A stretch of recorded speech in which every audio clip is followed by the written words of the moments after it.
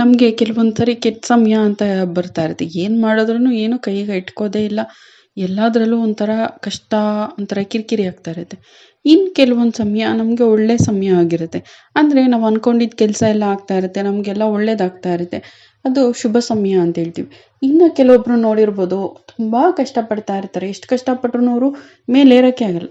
ಆದರೆ ಕೆಲವೊಂದು ಟೈಮಲ್ಲಿ ತಕ್ಷಣ ಅವರು ಒಂದು ಒಳ್ಳೆ ಕೆಲಸಕ್ಕೋ ಅಥವಾ ಒಂದು ಒಳ್ಳೆ ಹಿಂಗಿದ್ದವ್ರು ಹಿಂಗಾಗ್ಬಿಟ್ರಪ್ಪ ಅಂತ ಹೇಳೋ ರೀತಿ ಬದಲಾಗ್ಬಿಟ್ಟಿರ್ತಾರೆ.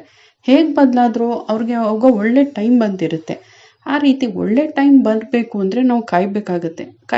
ಆಮೇಲೆ ಒಳ್ಳೆ ಟೈಮ್ ಬರಬೇಕಾದ್ರೆ ನಮ್ಮ ಪ್ರಕೃತಿ, ಪ್ರಾಣಿ, ಪಕ್ಷಿಗಳಿಂದ ಕೂಡ ಸೂಚನೆನ ಸಿಗ್ತಾ ಇರ್ತವೆ.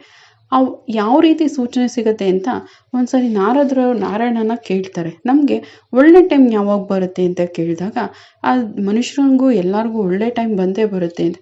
ಅದು ನಮ್ಗೆ ಹೆಂಗೆ ಗೊತ್ತಾಗುತ್ತೆ ಅಂತ ನಾರದರು ಕೇಳ್ತಾರೆ. ಆವಾಗ ನಾರಾಯಣ ಹೇಳ್ತಾರೆ, ಅದಕ್ಕೆ ಅದನ್ನು ನಾವು ಭಕ್ತರ ಮುಖಾಂತರ, ಅವ್ರ ಮನೆ ಬರೋ ಅತಿಥಿ ಮುಖಾಂತರ ಅಥವಾ ಪ್ರಾಣಿ ಪಕ್ಷಿಗಳ ಮುಖಾಂತರ ನಾವು ಅದನ್ನು ಶುಭ ಸೂಚನೆಗಳನ್ನ ಮೊದಲೇ ತಿಳಿಸಿರ್ತೀವಿ ಆ ವ್ಯಕ್ತಿಗೆ. ಅದು ಕೆಲವೊಬ್ರು ಗೊತ್ತಾಗುತ್ತೆ, ಕೆಲವೊಬ್ರು ಗೊತ್ತಾಗಲ್ಲ ಅಂತ ಹೇಳ್ತಾರೆ. ಅದು ಯಾವ ರೀತಿ ಅಂತ ಹೇಳಿದಾಗ ಇಲ್ಲಿ 12 ರೀತಿ ಸೂಚನೆಗಳನ್ನ ಹೇಳ್ತಾರೆ ನಾರಾಯಣರು. ಪ್ರಾಣಿ, ಪಕ್ಷಿ, ಪ್ರಕೃತಿ ಮತ್ತು ಕೆಲವೊಂದು ಮನುಷ್ಯರ ಮುಖಾಂತರನೂ ಕೂಡ ನಮಗೆ ಒಳ್ಳೆ ಸೂಚನೆಗಳನ್ನ ಕೊಡ್ತಾ ಇರ್ತಾರಂತೆ. ಹೇಗೆ ಅಂದರೆ ಕೆಲವೊಂದು ಸರಿ ನಾವು ಯಾರನ್ನಾರು ಕೇಳಿದಾಗ ಅವರು ಏನಾದರೂ ಒಂದು ಸೊಲ್ಯೂಷನ್ನ ಕೊಡ್ತಾರೆ. ಆ ಸೊಲ್ಯೂಷನ್ನು ಮಾಡ್ಬೋದಾ ಬೇಡವಾ ಏನೋ ಒಂದು ನಾವು ಆ ಕಡೆ ಈ ಕಡೆ ಓಲಾಡ್ತಾ ಇರ್ತೀವಿ. ಅಂದರೆ ಏನಾದರೂ ಒಂದು ಮನೆ ಅಲ್ಲೇ ಸೈಡ್ ತೊಗೋಬೋದಾ ಅಂತ ಯೋಚನೆ ಮಾಡ್ತಾ ಇರ್ತೀವಿ. ತೊಗೊಂಡ್ರೆ ತೊಗೊಳ್ಳೋದಾ ಬೇಡವಾ ಅಂತ.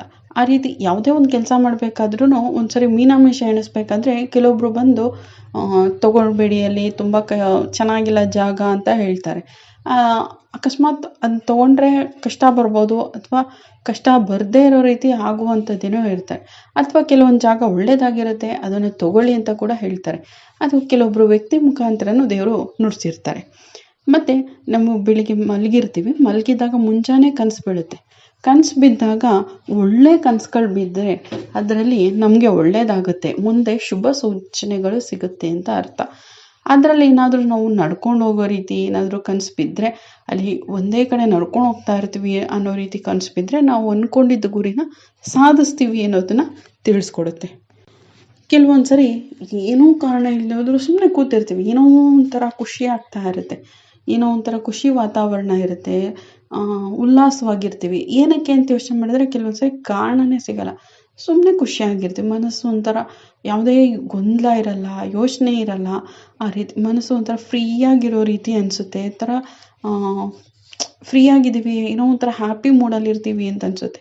ಅದು ಕೂಡ ಮುಂದೆ ಏನೋ ನಮಗೆ ಒಳ್ಳೆಯದಾಗತ್ತೆ ಅನ್ನೋದರ ಸೂಚನೆ ಆಗಿರುತ್ತೆ. ಆಮೇಲೆ ಕೆಲವೊಂದು ಸರಿ ಹಸುಗಳು ಬಂದು, ಗೋಮಾತೆ ಬಂದು ನಮ್ಮ ಮನೆ ಮುಂದೆ ನಿಂತ್ಕೊಳ್ತಾ ಇರ್ತವೆ. ಕೆಲವೊಬ್ರು ಓಡಿಸ್ಬಿಡ್ತಾರೆ. ಆ ರೀತಿ ಓಡಿಸ್ಬಾರ್ದು. ಮನೆ ಮುಂದೆ ಬಂದು ನಿಂತಾಗ ನಿಮ್ಗೆ ಇಲ್ಲಿ ಏನಾಗುತ್ತೋ, ಮನೆಯಲ್ಲಿ ಏನಿರುತ್ತೋ ಹಸುಗಳು ತಿನ್ನುವಂಥದ್ದು. ಹಸುಗಳು ತುಂಬ ವಸ್ತುಗಳನ್ನ ತಿನ್ನುತ್ತವೆ. ಆ ವಸ್ತುಗಳಲ್ಲಿ ಯಾವುದಾದ್ರೂ ಒಂದು ಮನೇಲಿ ಇರುವಂಥ ಒಂದು ಬಾಳೆಹಣ್ಣಾದರೂ ಕೊಟ್ಟು ತಿನ್ನಿಸ್ಬೇಕು, ಹಾಗೆ ಕಳಿಸ್ಬಾರ್ದು. ಯಾಕಂದರೆ ಗೋಮಾತೆಯಲ್ಲಿ ಎಲ್ಲ ಥರ ದೇವರುಗಳು ಇರ್ತವೆ. ನಮಗೆ ಮನೆಗೆ ಒಳ್ಳೆಯದಾಗತ್ತೆ ಅಂದರೆ ಮಾತ್ರ ಗೋಮಾತೆ ನಮ್ಮ ಮನೆಗೆ ಬರೋದು, ನಮ್ಮ ಮನೆ ಬಾಗಿಲಲ್ಲಿ ನಿಂತ್ಕೊಳ್ಳೋದು. ಅದು ಬಂದೇನಾದರೂ ನಿಂತ್ಕೊಂಡಾಗ ನಾವು ಕೊಟ್ಟದ್ದನ್ನು ಅದು ತಿಂದರೆ ನಮಗೆ ನಮ್ಮ ಮನೆಗೆ ತುಂಬ ಒಳ್ಳೆಯದಾಗುತ್ತೆ ಅನ್ನೋದ್ರ ಅರ್ಥ ಆಗುತ್ತೆ. ಹಾಗೆ ಕೋತಿ ಆಂಜನೇಯನ ಮೂರ್ತಿ ಅಂತ ಪೂಜಿಸ್ತೀವಿ. ಕೋತಿ ಏನಾದರೂ ಮನೆಗೆ ಬಂದು ಅಕಸ್ಮಾತಲ್ಲಿ ಬಂದು ಏನಾದರೂ ತೊಗೊಂಡು ಮನೇಲೇ ತಿನ್ಬೋದು, ಅಥವಾ ಹೊರಗಡೆ ಹೋಗಿ ತಿನ್ಬೋದು. ಆ ರೀತಿ ತಿಂದರೂ ಕೂಡ ಮನೆಗೆ ಒಳ್ಳೆಯದಾಗತ್ತೆ, ಏನಾದರೂ ಶುಭ ಆಗುತ್ತೆ, ಶುಭ ಕಾರ್ಯಗಳು ನಡೆಯುತ್ತೆ ಅನ್ನೋದ್ರ ಸೂಚನೆ ಆಗುತ್ತೆ. ಮತ್ತು ಮನೆಗಳಲ್ಲಿ ಬೆಕ್ಕುಗಳನ್ನ ಸಾಕಿರ್ತೀವಿ. ಆ ಬೆಕ್ಕು ಮರಿ ಇಡುತ್ತೆ.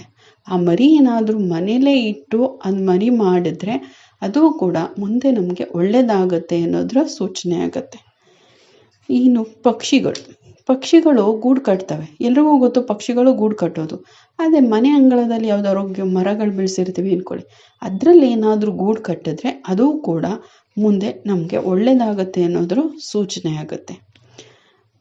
ಮಕ್ಕಳು ದೇವರಿಗೆ ಸಮಾನ ಅಂತ ಹೇಳ್ತೀವಿ. ಯಾವುದಾದ್ರೂ ಮಕ್ಕಳುಗಳು, ನಮ್ಮ ಮನೆ ಮಕ್ಕಳು ಅಂತಲ್ಲ, ಬೇರೆಯವ್ರ ಮನೆ ಮಕ್ಕಳು, ಅಕ್ಕಪಕ್ಕದ ಮನೆ ಮಕ್ಕಳುಗಳನ್ನ ಈಗ ನಾವು ಕರ್ಕೊಬಂದು ನೋಡ್ಕೊತಾ ಇರ್ತೀವಿ. ಒಂದು ಸ್ವಲ್ಪ ಹೊತ್ತು ಖುಷಿಯಾಗಿರ್ತವೆ. ಕೆಲವೊಂದು ಸರಿ ಅಳ್ತಾ ಇರ್ತವೆ, ನಮ್ಮ ಮನೆಗಳಲ್ಲಿ ಹೊಂದ್ಕೊಳ್ಳಲ್ಲ.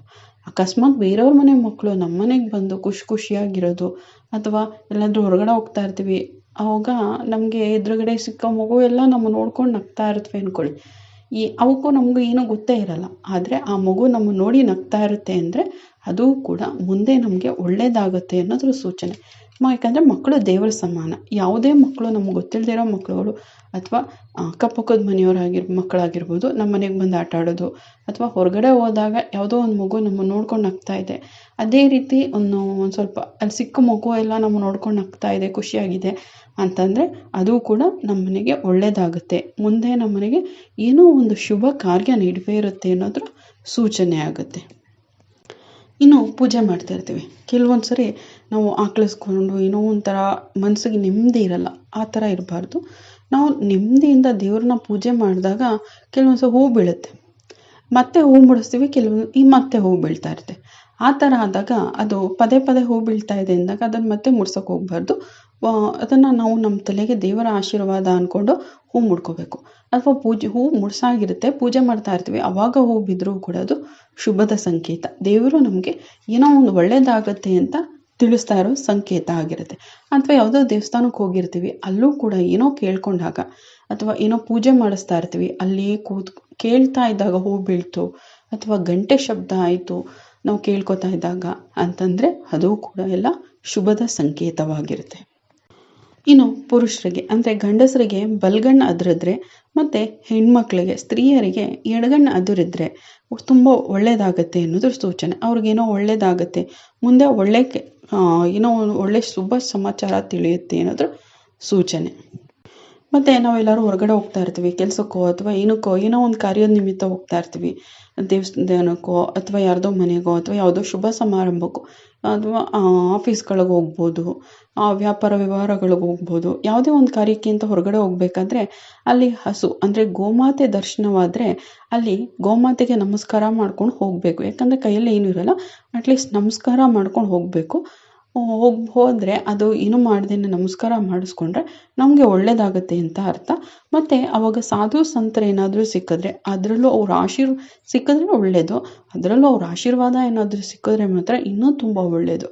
ಯಾಕಂದರೆ ಅದು ಸುಮ್ಮನೆ ಯಾರಿಗೂ ದರ್ಶನ ಅಷ್ಟು ಸುಲಭವಾಗಿ ಆಗಲ್ಲ. ಅಕಸ್ಮಾತ್ ನಮ್ಮ ಎದುರುಗಡೆ ಏನಾದರೂ ಸಿಕ್ಕಿದ್ರೆ ಅದು ತುಂಬ ಶುಭ ಸೂಚನೆ.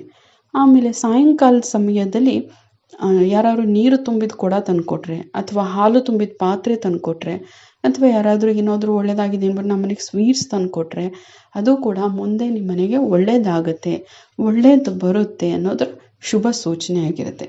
ಇನ್ನು ಮನೇಲಿ ಕೆಂಪಿರುವೆಗಳು ಓಡಾಡ್ತಾ ಇರ್ತವೆ, ಆದರೆ ಕಪ್ಪಿರುವೆಗಳು ಜಾಸ್ತಿ ಬರಲ್ಲ. ಅವು ನೀವು ಏನೇ ಸ್ವೀಟ್ ಇಟ್ಟರು ಕೆಂಪಿರುವೆಗಳು ಮಾತ್ರ ಬರುತ್ತೆ, ಬಟ್ ಕಪ್ಪಿರುವೆಗಳು ಬರಲ್ಲ.